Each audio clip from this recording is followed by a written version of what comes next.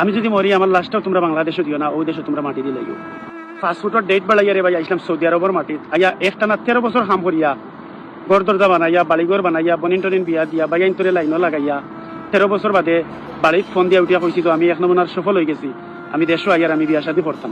এই কথা শুনিয়া আমার মা বাপে আর বাইনতে উঠিয়া কইছেন যে বাজারত 3 তলা বিল্ডিং তাই তাই খাম ধরাই গেছে।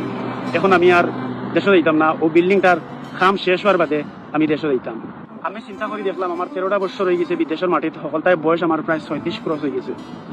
এই যে বিল্ডিং তাই তাই খাম ধরাইছে, এই বিল্ডিংর খাম শেষ হইতে হইতে আমি শেষ হয়ে দিব, বিল্ডিংর খাম শেষ হইতে ওলা বিল্ডিং তাই তাই খাম ধরাইছে। যৌবনের বয়সরে বাই চাইছি না কোনোদিন গুনার খামও লিপ্ত হইতাম।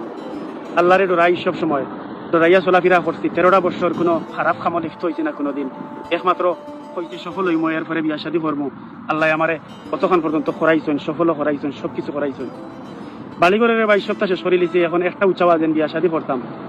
আমি যদি যৌবন বয়সে যদি গুণা থেকে বাঁচিয়া থাকতাম না পারি, তাইলে তো এই গুনার বার আমার ফ্যামিলির খেম নিত নাই। আর আমি কোনোদিন রে ভাই গুনার কাম করছিও না। আল্লাহ পুরুষ বানাইছেন, প্রতিষ্ঠিত হয়েছি, সব তো ওকে হয়ে গেছে। এখন বিদেশ থেকে বাড়ি চাইতাম, কিন্তু তান্তানোর আবদারর গেছে, আমার বিবেক হারিয়ে গেছে। এর কিতানে আমি আমার আশপাশের মানুষের উঠিয়া কইছি আমি আর দেশে যাইতাম না। আমি যদি মরি আমার লাশটাও তোমরা বাংলাদেশে দিও না, ওই দেশে তোমরা মাটি দিলেই। 13টা বছর কাম করছি, আমার নামে একটা ব্যাংকের অ্যাকাউন্ট নাই।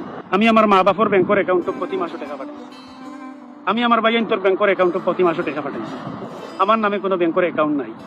আই তাই তাই আমার উঠিয়া হইতরা বিল্ডিংয়ের কাম শেষ করে আমি দেশে যাইতাম। আমি আর দেশে যাইতাম না রে ভাই। প্রবাসী সকল তো বিদেশ তার জিন্দগির আদা শেষ হয়ে যায়। বিয়া শাদী আর আমার লাগতো নাই। আমার মা বাপর আমার ভাইয়ের আশা করো বিল্ডিং করো, সন্তানোর আশা যদি করে তাহলে একটা তো আমি সুখী। আমার জীবনের একবার শখ উঠছিল, আমি আমার ফ্যামিলিরে উঠিয়া করছিলাম। তাই তাই আমার এই সুযোগটা দিচ্ছেন না হিসাবে তাই তাই পালা থাকুক সবসময়। সন্তানোর অ্যাকাউন্টও আমি প্রতি মাসও টাকা পাঠাই। সন্তানোর অ্যাকাউন্টও ঠিকও টাকা যাইব প্রত্যেক মাসও। আমি জেলা বাড়ি রুজি করিয়া সন্তানোর মনের আশা পূরণ করাই। আমার মতরে ভাই ফুলা কপালি যেন আর কোনো প্রবাসী না হয়। বহুত প্রবাসী সকলের খান্দন দেখছি ওরকম। অতবিল যে হিস্টোরিটা আপনারা শুনলা, এই হিস্টোরি সৌদি আরবের একজন ভাই আমারে দিয়েছেন মেসেঞ্জারও। আমি তার সমস্ত হিস্টোরি মুখস্থ করিয়া আপনার লগে গল্পের মাধ্যমে আসলে রে ভাই এই ভাইয়ের হিস্টোরিটা শুনিয়া আমার বড় কষ্ট লাগলো। আমরা যারা ভাইয়ান বিদেশ, তারা যদি সফল হওয়ার বাদে দেশে যাইতে চায়, তারারে দেশে দেখবা। তারা যদি বিয়া শাদী করতে চায়, তারারে বিয়া শাদী দিয়া দেখবা। খালি ঠেকা ঠেকা বিল্ডিং ইটাই জিন্দেগি যায় না। একজন প্রবাসীর মনের কষ্ট, এই কষ্টগুলো আমি কোনোদিন বুঝাইতাম পারতাম না তোমার তান্ডে যদি তুমি তেন প্রবাসী নাও। এর কি তানের বা মা হল বাপ হল আপনার ছেলে হল যদি প্রবাস থাকেন, তারার লগে আপনারা এই রকমের অবিচার করিও না।